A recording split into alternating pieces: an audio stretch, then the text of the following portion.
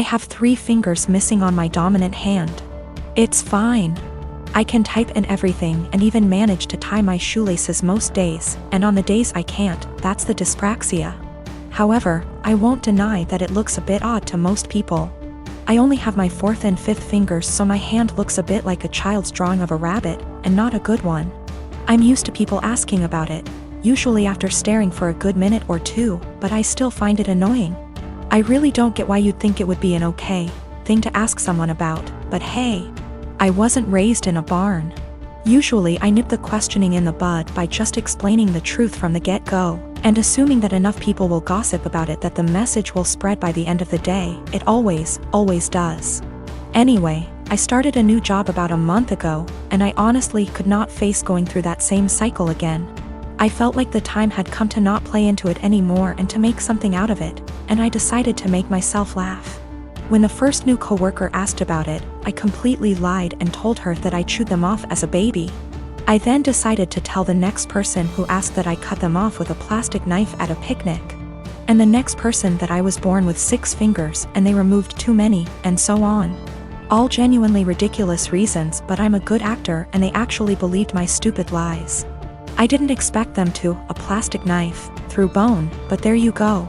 Maybe they just thought there's no way I'd lie about how I lost my fingers.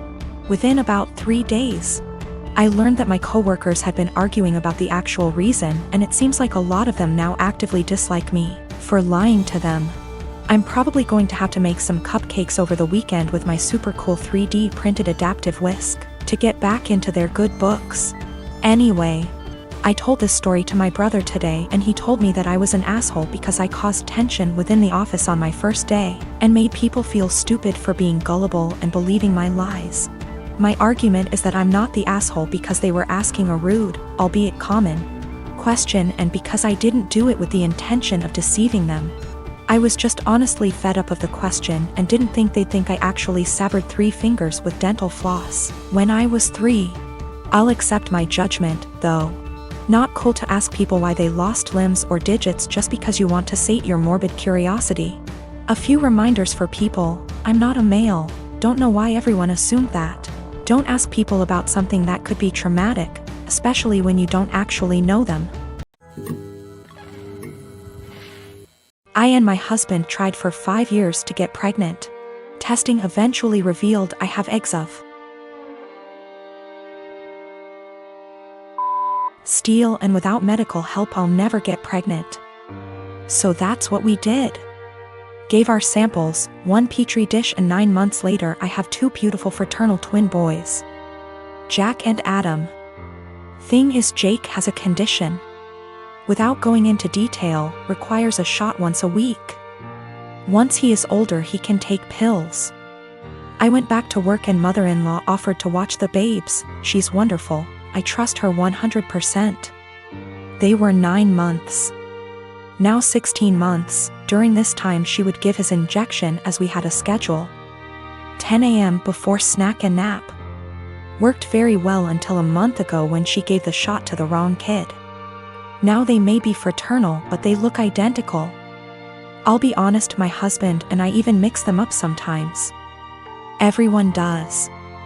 She immediately noticed her mistake, called 911, and they were transferred to hospital. By the time I got there, Adam had been given the reversal agent and they were both happily sipping on juice, loving the attention. We went home the same night, told to push fluids. He was never in danger. It's a very slow-acting medication that, at worst, would have given him diarrhea in a few days. Mother-in-law was beside herself. I tried to ease her worry, but she refused to babysit, so to daycare they went. This daycare has a nurse cause some of the kids have medications, so she knew what to do, but the worry of mixing up the kids was a valid concern, and they would not keep name tags on. Doctor recommended a medical tattoo. Explained they tattoo a freckle, no bigger than the end of a pencil eraser, on an area of skin that's easily seen while the child is under mild sedation, similar to dental offices. Because of the area it usually fades in 2 to 3 years, but by then they should have developed more personal features, and may not need it redone. So after discussion with my husband we did it. He has a 2 mm brown freckle on his earlobe. From entering the office to leaving it took 30 minutes. Never felt a thing.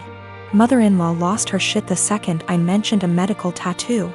I tried to explain, but she just freaked out, so I put both kids on the floor and told her to pick up Jack and find the tattoo. She picked up Adam, so I handed her Jack, and after 20 minutes still couldn't find it. Stripped him to his skivvies. I finally pointed it out and she went, "That's just a freckle," I just said. My point exactly. Adam doesn't have a freckle there. So that's how daycare can tell them apart. She's still pissed and ranting. Once I explain to others and they fail to find it, they understand, but they still think I went too far in tattooing my child and altering their body. I believe I took the necessary precautions recommended by the doctor, and the tattoo will fade with sun exposure, and as he grows, by the time he's 5 it probably won't even be visible, or it'll just look like a faded freckle. I am 25 years old and I am getting married to my fiancé Kevin next month. My family love Kevin and Kevin loves them.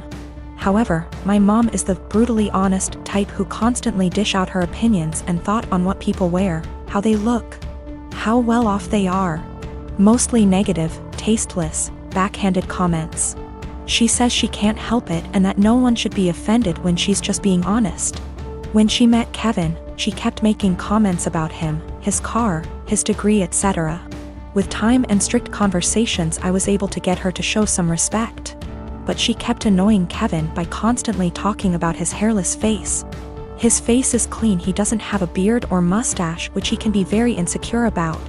He comes from Irish origins, so he's white, he has no facial hair, while I'm Hispanic. Mom made jokes with her husband about how unmanly it is to not be able to grow a beard or a mustache. Those comments hurt Kevin so much. I had a very stern conversation with her and she said, "Oh, I didn't realize those remarks were offending him, I was just teasing him," or, "You know me, I'm just giving my humble, honest opinion, so he shouldn't take it personal and should learn that this is how I am." She ended up sincerely apologizing to Kevin and we left it at that. As the wedding is approaching, Mom decided to give Kevin a wedding gift and also to let him know how sorry she was for her past behavior. She invited the whole family for dinner and decided it was the perfect time to hand Kevin his wedding gift. He thanked her, but she insisted that he open it right there and then and show everyone what she got him, since she knew him that well already. He opened the box and found a set of shaving tools with a shaving cream. Kevin stopped for a sec and kept staring at the gift. My stepdad took it and showed everyone, then Mom and others started laughing while stepdad kept saying, "You get the joke, Kev? You get it?" And my brother running around the table laughing with everyone. Kevin got up and walked out. I was so mad I lost it on Mom asking why she did that and humiliated Kevin in front of everyone. She told me to relax, she was just messing with him, but I said she knew how he felt about this topic and demanded she apologize. But she said no, since she wasn't responsible for his reaction and thought he was going to laugh along. I angrily said no apology, no wedding invitation, period, then walked out. She freaked out, tried to say we overreacted to a joke, and my brother said I was crazy to exclude Mom from my wedding over something so stupid. He said Kevin should get over it since it was a joke, but I refused to send an invitation and withheld until / unless she apologizes. They think I'm unreasonable choosing this to be my hill to die on and called me disrespectful for how I treated my mom. I'd like to point out that my brother and stepdad and uncle sometimes take part in teasing Kevin. My brother, who's 31 years old, would sometimes either brag about his goatee mustache in front of Kevin or tell an indirect silly joke about this topic, which would irritate Kevin and just spoil any family gathering we have. But Mom is the one who started this whole campaign, and I've already had conversations with her about it. I live in a not so well off area. I am not well off by any means, but I have a Wi-Fi connection. My Wi-Fi has a 4-device limit, it's the cheapest plan they have. My neighbors have a 12-year-old daughter who has to attend online classes. I know her well because she comes over fairly often to hang out with my daughter as they are friends. Her name is Shania. We live in India, Shania is an Indian name. I am also Indian. Shania's parents told her they cannot afford Wi-Fi, so she asked me if she can use mine. I agreed, and said the only condition was that she has to study hella hard and do her best. She agreed and has been using it for a while. Over the past 2 months, I have been finding it hard to use my Wi-Fi. The web portal for the Wi-Fi says 4 devices are constantly connected to it when all I am using is my phone, and my daughter is using her laptop. Sometimes, my daughter can't connect to her own classes and uses data.